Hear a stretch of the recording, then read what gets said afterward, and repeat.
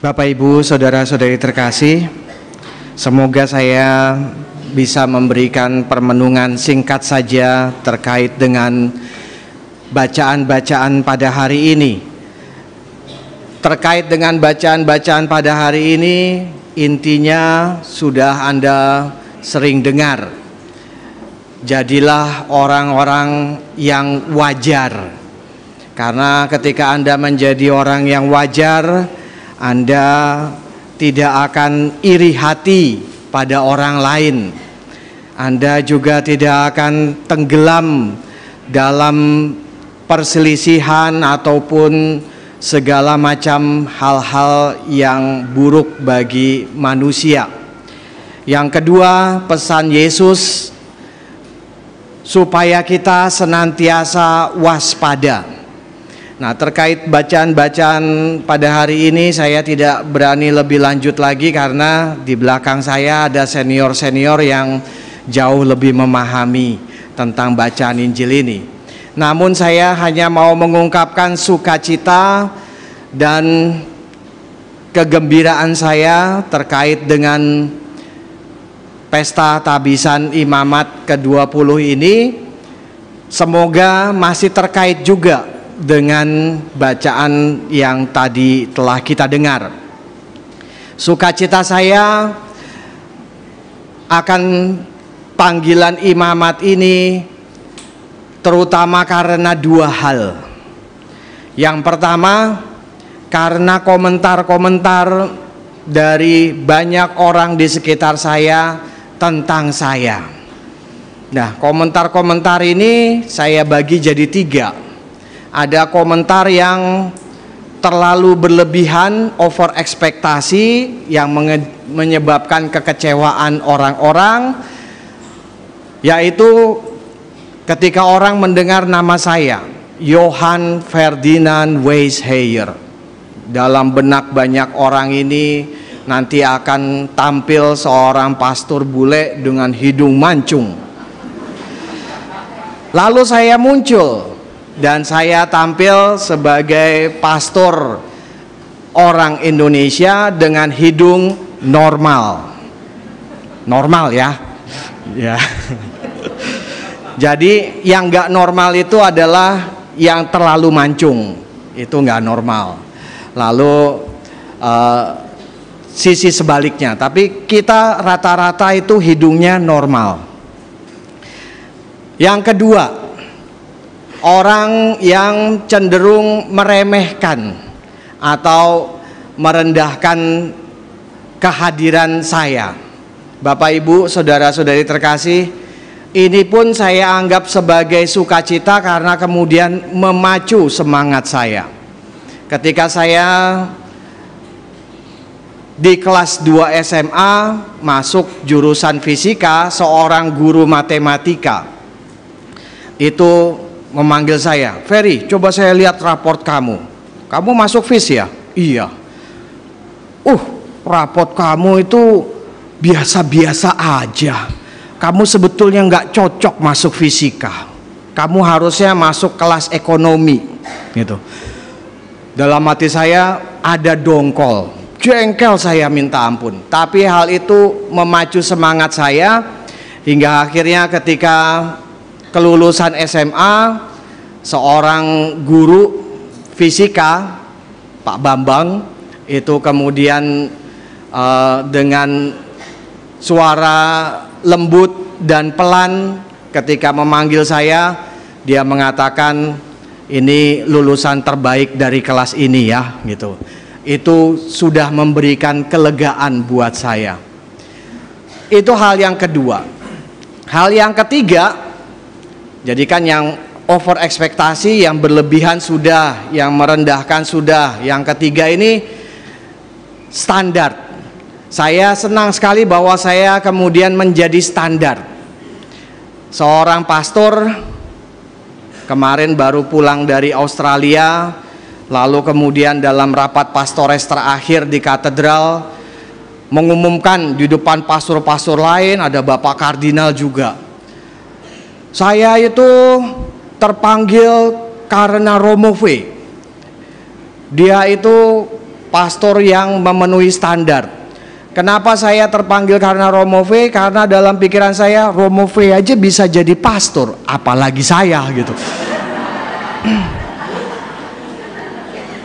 Jadi Bapak Ibu Saudara terkasih, kan saya jadi standar kan, standar terendah maksudnya. Bapak Ibu Saudara-saudari, itu hal pertama. Komentar-komentar orang membangun sukacita dalam hidup saya. Tapi yang terutama adalah kesadaran saya akan penyelenggaraan Allah. Sator, Arepo, Tenet, Opera, Rotas. Ini saya dapatkan dari Romo Rohadi menjelang tabisan saya. Artinya Allah pencipta semesta menyelenggarakan kehidupan manusia.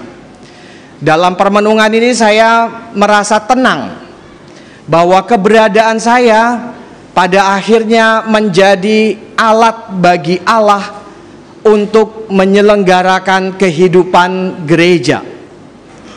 Saya kadang-kadang berpikir, apa jadinya kalau saya tidak ada?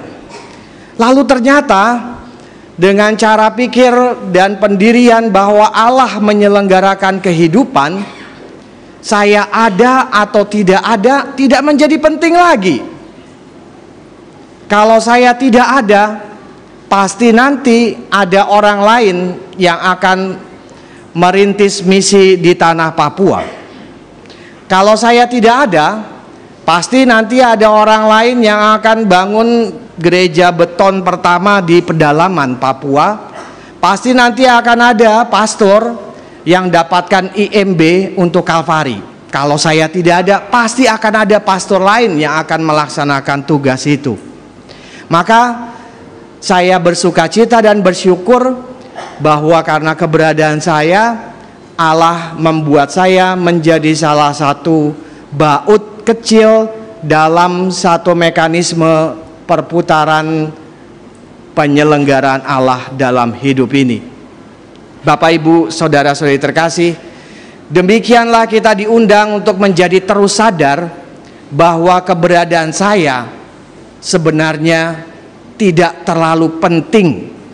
Keberadaan Anda, saya, dan orang-orang di sekitar saya menjadi penting untuk kemuliaan Allah. Sekarang saya mau minta para pastor di belakang saya, senior-senior saya untuk memberikan pesan-pesan. Romo Alex Dirjo, maaf kalau tadi beberapa ajarannya saya cetuskan di sini, tapi pasti Romo Alex punya hal-hal lain. Silakan Romo.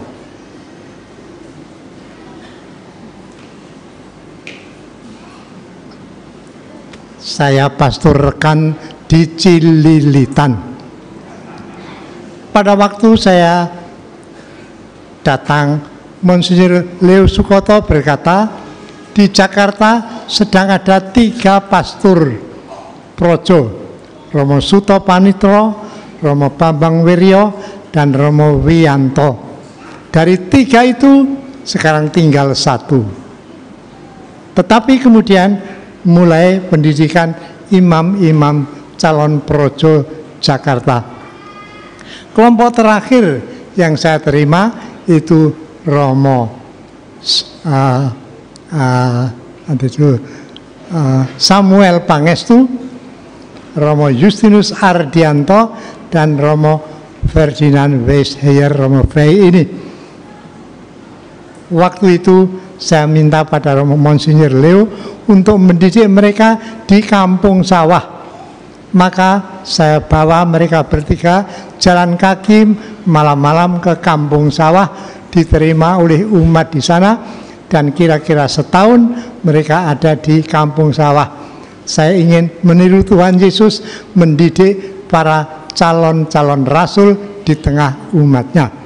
Maka sekarang ini saya sangat bersyukur dari 4 orang, 3 jadi pastor, Romo Fei, Romo Justinus Hardianto, dan Romo Samuel Pangestu itu. Hati saya penuh syukur pada Tuhan, dan saya mohon berkat khusus untuk Romo-romo ini, termasuk Romo Fei yang sekarang sedang merayakan 20 tahun imamat. Sekian, terima kasih.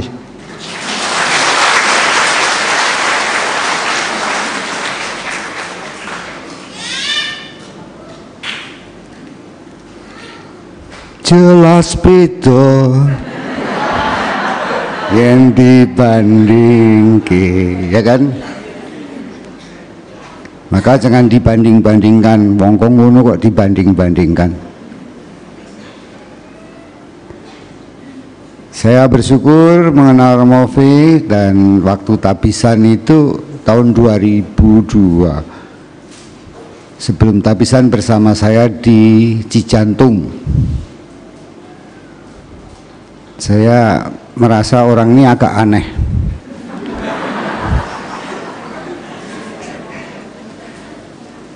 Waktu tabisan dia membuat lagu Aku Dimanja. Ya, itulah yang membuat saya berpikir ini kok Romo ini aneh. Ya, biasanya yang dimanja itu anak-anak. Dan saya berpikir ini siapa yang memanjakan. Ternyata ada sesuatu yang dalam permenungan Romo V bahwa dia merasa dimanja oleh Tuhan. Maka dia menjadi seorang imam yang menyenangkan karena biasanya anak manja itu akan memanjakan orang lain juga kan. Ya, itulah Romo V. Dan dalam tabisan itu saya diajak Romo V menyanyi lagu yang dibuat, sebetulnya syairnya dari saya, dinyanyikan oleh Katon. Cinta selembut awan. Masih tahu kan ada lagu itu? Masih tersimpan di hati, dan seterusnya. Itu masih ada dalam rentetan Aku Dimanja. Memang setiap pastor itu mempunyai kekhasan masing-masing, ya ada kebaikan dan ada kekurangan. Sejelek-jeleknya pastor itu pasti ada yang senang. Sebagus-bagusnya pastor itu pasti ada yang tidak senang juga.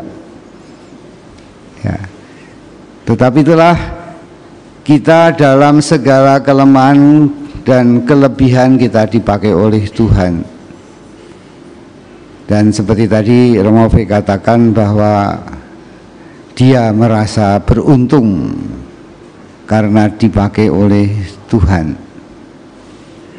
Dia merasa bahwa dirinya boleh mengambil bagian dalam karya Tuhan yang luar biasa. Disitulah Romo V hadir di tengah-tengah kita, dan saya bersyukur boleh bersama-sama sebagai imam dengan Romo V, dengan segala kebaikan dan segala kekurangan, dan sekali lagi dengan kemanjaannya. Terima kasih.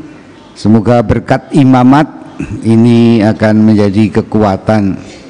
Saya ingat akan pesan Bunda Maria yang mengatakan bahwa setan itu lebih suka menghancurkan seorang imam daripada umat separoki. Karena kalau satu imam hancur itu lebih dari satu paroki yang hancur, yaitu rencana Tuhan. Maka mari kita bersama juga mendukung para imam, ya, dengan doa-doa. Karenanya dengan doa yang penuh kasih kita semua mengalahkan setan dan ambil bagian dalam penyelenggaraan ilahi. Tuhan memberkati Romo V dan kita semua. Amin.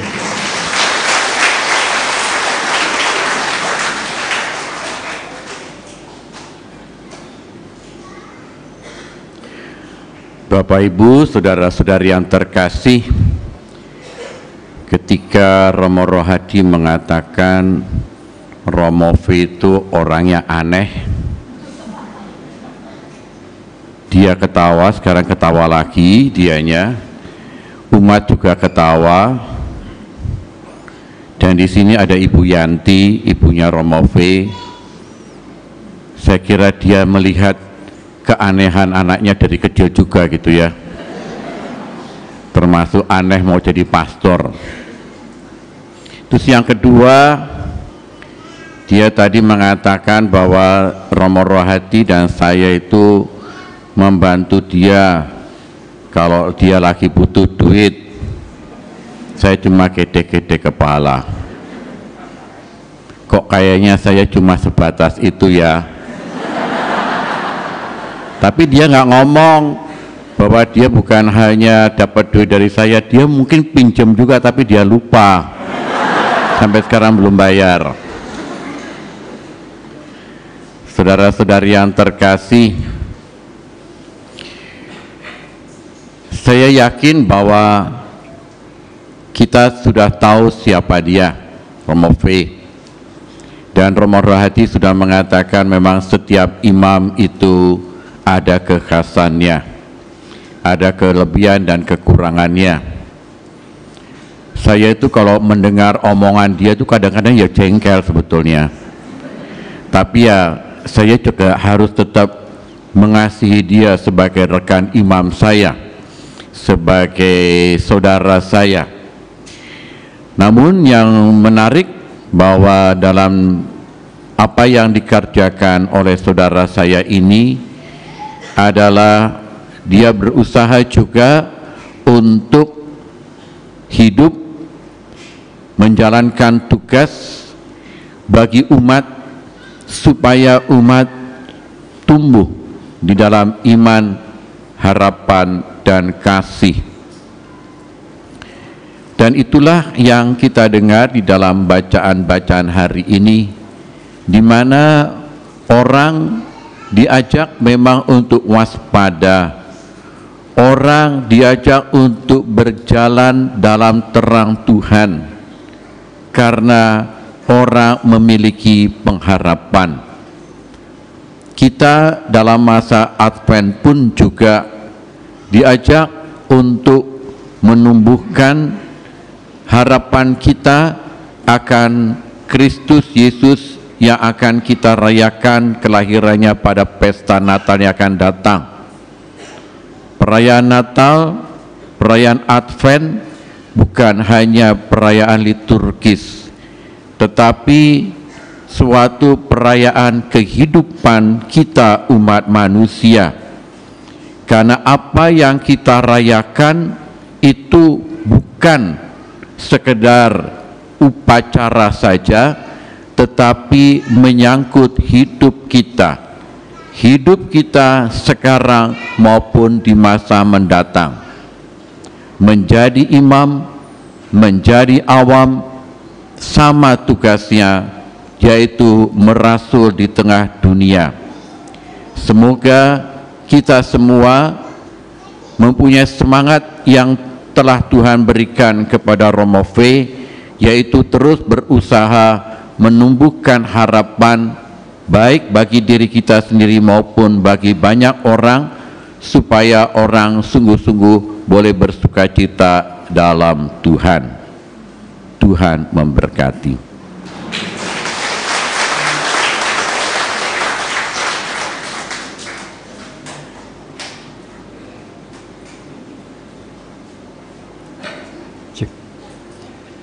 Bapak Ibu, saudara-saudari yang terkasih, ya, ini saya dapat kesempatan yang terakhir ya. Ya jujur, saya ya merasa bagaimana begitu di antara para romo yang lebih senior, karena saya merasa masih menjadi imam muda, dan melihat Romo V sekarang sudah 20 tahun imamat. Satu hal yang menggugah hati saya tentunya sebuah perjuangan menjadi seorang imam yang tidak mudah. Tentunya banyak suka dan duka di dalamnya. Tetapi yang menarik bagi saya, tadi Romo Rohadi mengatakan ya, manja ya. Romo V pernah mengungkapkan sebuah kata manja. Manja di hadapan Tuhan. Sebuah ungkapan yang menurut saya di dalamnya tersirat sebuah kepercayaan yang besar atas penyelenggaraan Tuhan di dalam hidup Romo V tentunya. Bagaimana seperti seorang anak kecil yang sungguh-sungguh percaya kepada bapaknya.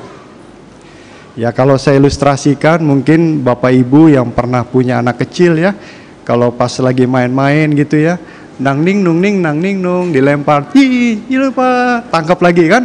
Oh, anaknya malah senang, papa lagi Pak, nang ning lempar lagi, oren.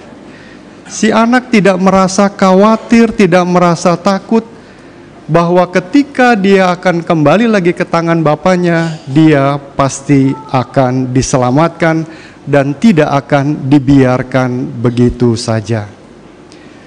Maka dari itu, Bapak Ibu, saudara-saudari yang terkasih, pertama saya juga bersyukur karena boleh juga meneladani para romo yang sudah lebih dahulu menjalani kehidupan imamatnya. Mereka boleh tetap terus setia dan tentunya boleh melayani umat dengan penuh kerendahan hati dan penuh kerelaan dan ketulusan.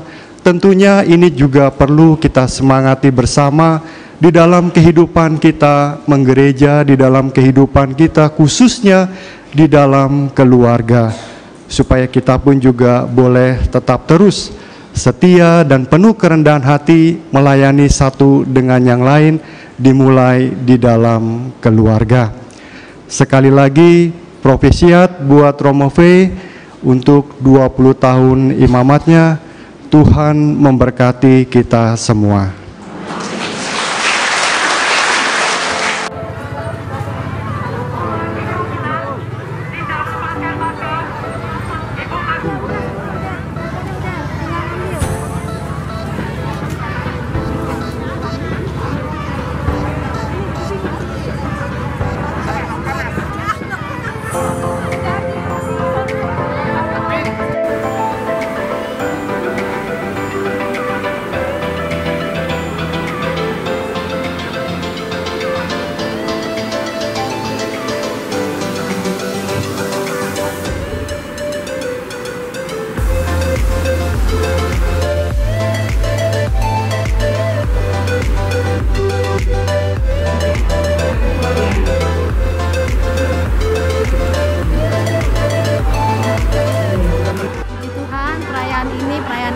Tapi sekaligus perayaan umat untuk menguatkan imamat dan pelayanan Romo dalam membina umat di sini. Ini adalah pertama kali di Polri. Puji Tuhan semuanya dengan menukarkan kupon Anda. Umat dan UMKM sekitar kita libatkan bersama panti asuhan dan juga Romo kita bisa merayakan 20 tahun imamat. Semoga langgeng pengabdiannya bagus, sehingga itu bisa menjadi contoh anak-anak muda kita. Semangatnya yang penuh gelora. Semangat Pak. Romo V adalah orang yang bawa sangat mampu dan sangat mensupport kegiatan Komsos. Saya selalu sebagai ketua Komsos Kalpani berterima kasih banyak atas support dari Romo V dan selamat untuk ulang tahun imamat Romo V yang ke-20 tahun. Mudah-mudahan senantiasa berkah Tuhan menyertai Romo V, senantiasa berkahnya dilimpahkan dan beliau menjadi saluran berkah bagi umat, baik umat Kristiani maupun umat bangsa Indonesia sendiri. Romo semoga sehat panjang umur, para Romo senior, para hadirin semua sehat walafiat, panjang umur dalam kedamaian dunia yang kita cintai. Terima kasih